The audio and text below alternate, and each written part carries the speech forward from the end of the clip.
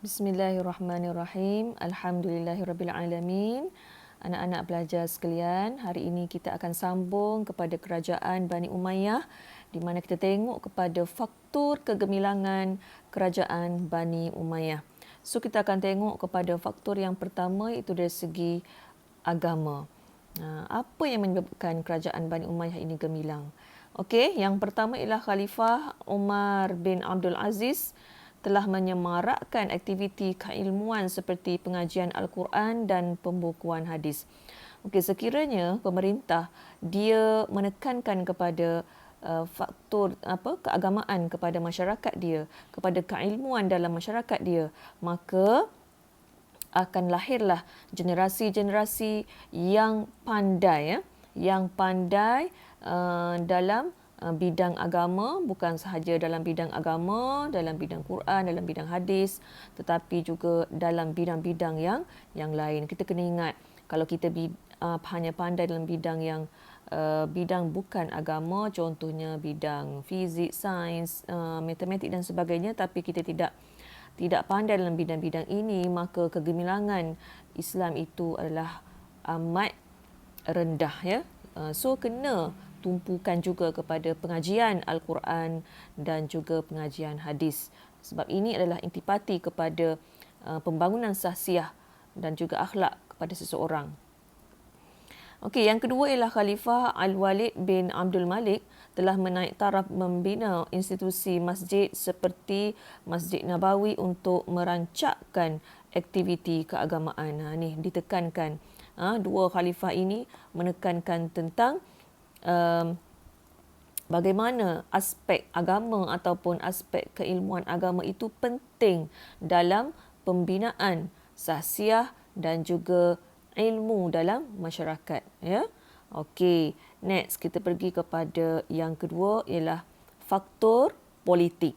Apakah yang menyebabkan faktor politik ini menyebabkan kerajaan Bani Umayyah semakin maju ya? Okey, pemilihan Damsyik pemilihan Damsyik strategik sebagai pusat pemerintahan oleh Khalifah Muawiyah bin Abi Sufyan telah berjaya mengukuhkan pentadbiran negara. Ya, sebab apa? Sebab kita dah belajar hari itu Muawiyah bin Abi Sufyan dah lama memerintah di Damsyik di Syria. Jadi dia bangunkan Damsyik ini sebagai salah satu faktor yang tepat untuk mengembangkan politik ataupun pemerintahan di kerajaan Bani Umayyah. Kemudian pelantikan Gabenor yang berwibawa berjaya menghapuskan pemberontakan puak Khawarij dan Syiah. Sebagaimana yang kita ketahui, sebelum naiknya kerajaan Bani Umayyah ada pemberontakan yang berlaku. Ya, pemberontakan berlaku di antara Khawarij dan juga Syiah. Kita kena tahu juga apakah dia Khawarij dan Syiah. Dan kita tengok ada 3 puak sebenarnya yang ada, iaitu Sunni, Syiah dan Khawarij. Tiga-tiga puak ini memonopoli dalam kehidupan dalam masyarakat Arab pada masa itu ya. Sunni ni ialah orang yang berpegang kepada Al-Quran dan Sunnah. Kena ingat. Kalau Syiah ini orang yang dia taksub kepada Sayyidina Ali sehingga mengangkat Sayyidina Ali menjadi lebih baik daripada Rasulullah. Khawarij ini berlaku ketika peristiwa Majlis Tahkim di mana dalam Majlis Tahkim itu berpihak kepada Muawiyah. Jadi Khawarij ni dia kata Ali ni menyokong Muawiyah, jadi mereka tak suka dan mereka keluar daripada sokong Ali. Berlakulah pemberontakan bila keadaan tak suka kan. Jadi itulah bagaimana kerajaan Bani Umayyah apabila mereka naik ya, Muawiyah ni naik menjadi khalifah. Pertamanya ialah menghapuskan pemberontakan daripada Khawarij dan juga Syiah ya. Okey.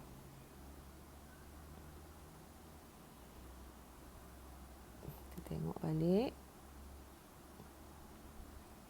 Okey, yang seterusnya kita pergi kepada faktor ekonomi ya. Dari segi faktor ekonomi apa yang berlaku iaitu pengurusan Baitul Mal.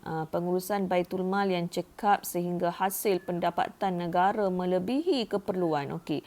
Kalau hasil pendapatan, kalau kita bercakap ekonomi, hasil pendapatan melebihi keperluan, maka kayalah satu negara tu. Kayalah satu negara tu. Ataupun kalau awak fikir diri awak sendirilah, kalau pendapatan awak lebih daripada keperluan, maksudnya awak tu orang kaya lah. Kan? Jadi dia berlaku pada zaman Al-Walid bin Abdul Malik dan seterusnya, ya. Okey. Ni Ustazah tunjuk contohlah, ya, pengurusan Baitul Mal. Kita pun di Malaysia ada pusat Baitul Mal, ya.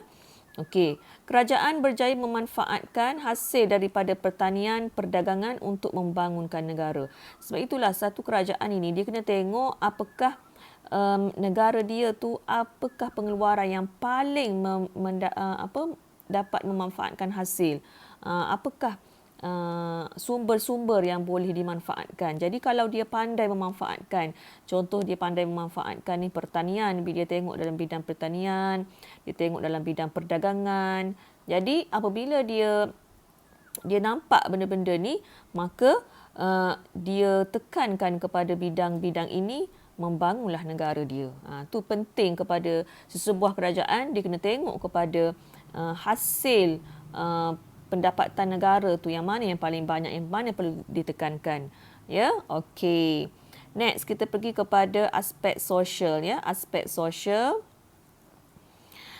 Penjagaan kebajikan rakyat. Sosial lebih kepada penjagaan kebajikan rakyat. Bantuan kepada golongan yang memerlukan dan penyediaan kemudahan asas seperti kemudahan masjid, ya, contoh ya masjid, jalan raya, hospital. Ni pentinglah kepada sesebuah negara tu. Dia nak maju, dia kena jaga kebajikan rakyat dia. Sebab apa? Rakyat ni boleh memilih nanti nak pilih siapa. Tu kalau negara demokrasi. Tetapi kalau tengok kerajaan Bani Umayyah ni, dia lebih kepada monarki, di mana daripada ayah turun kepada anak. Jadi kalau Malaysia demokrasi.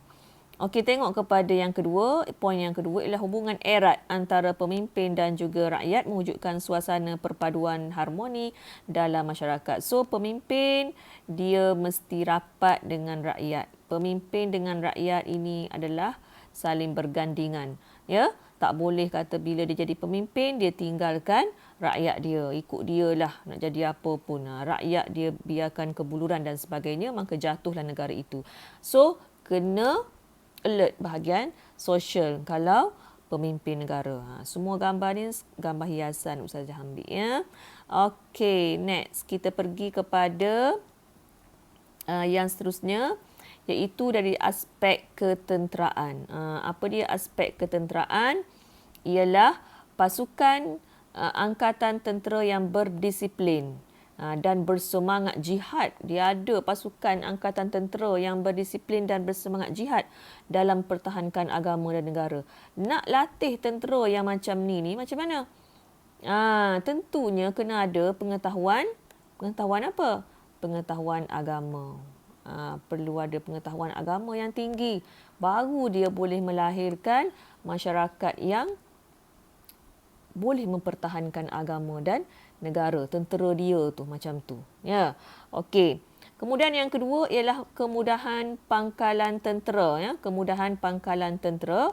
Kalau pada zaman kerajaan Bani Umayyah, Syria di Damsyik, ya, dan juga Iskandariah di Mesir ini menjadi pelabuhan tentera bagi kerajaan Bani Umayyah.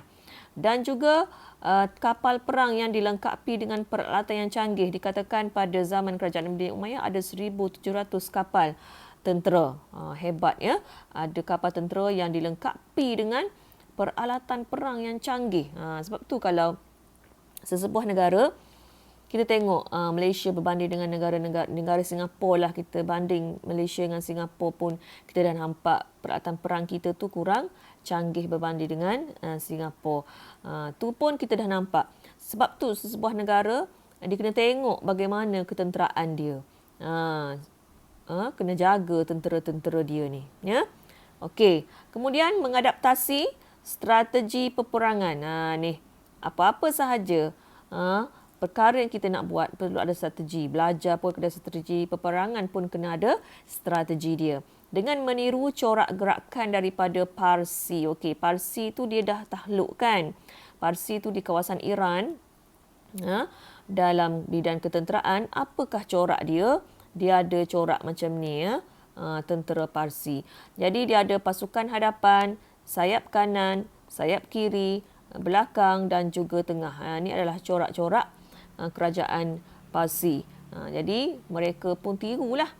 Selain pada tu, mereka juga melatih tentera mereka dengan teknik perang pada musim panas dan juga musim sejuk. Kalau kita perhatikan, negara Arab ni memang mereka ada musim ya, musim panas dan juga musim sejuk. Jadi bagaimana teknik dia kena ada? Kalau musim panas ni macam mana corak perang, dan juga musim sejuk ni macam mana cara nak berperang. So kena latih tentera. Kalau Malaysia dia tak ada zaman pula musim panas, musim sejuk. Okey, next kita pergi kepada pendidikan. Tengok kepada pendidikan. Sebuah negara tu kita nak tengok bagaimana bagus di negara itu, kita tengok bagaimanakah kaedah pendidikan negara tersebut. Menjadikan masjid dan juga istana sebagai pusat perkembangan ilmu. Sampai di istana sendiri menawarkan ilmuwan-ilmuwan datang ke istana mereka. Betapa khalifah pada masa itu amat mementingkan bidang pendidikan kepada masyarakat mereka. Galakkan daripada Khalifah Abdul Malik bin Marwan dan Omar bin Abdul Aziz agar rakyat menguasai pelbagai ilmu nakli. Okey, apa dia ilmu nakli? Ilmu nakli ialah ilmu yang berkaitan dengan Quran dan hadis ya. Seperti Al-Quran, ilmu tafsir, ilmu hadis, ilmu nahu. Nahu ni grammar dalam bahasa Arab lah. Siapa yang terror grammar ni memang hebat lah. Sebab apa kena kuasai ilmu nakli selain daripada ilmu akli kan? Jangan kita duk fokus pada ilmu akli saja. Ilmu nakli pun kita kena fokus. Sebab tu kita tengok kepada khalifah pada zaman ini. Ya, khalifah ni memang hebat ilmu-ilmu ni juga. Umar Abdul Aziz, Abdul Malik, Khalifah Abdul Malik bin Marwan ini pun memang hebat bab ilmu agama. Sebab apa? Kerana dia kena combination di antara dua ni lah baru kita akan jadi orang yang hebat di dunia dan juga di akhirat. Okey, Ustazah rasa setakat itu sahaja penerangan Ustazah tentang faktor kegemilangan kerajaan Bani Umayyah. Nanti kita akan sambung dengan faktor kemerosotan kerajaan Bani Umayyah. Okey, wabillahi taufik wal hidayah. Wassalamualaikum warahmatullahi wabarakatuh.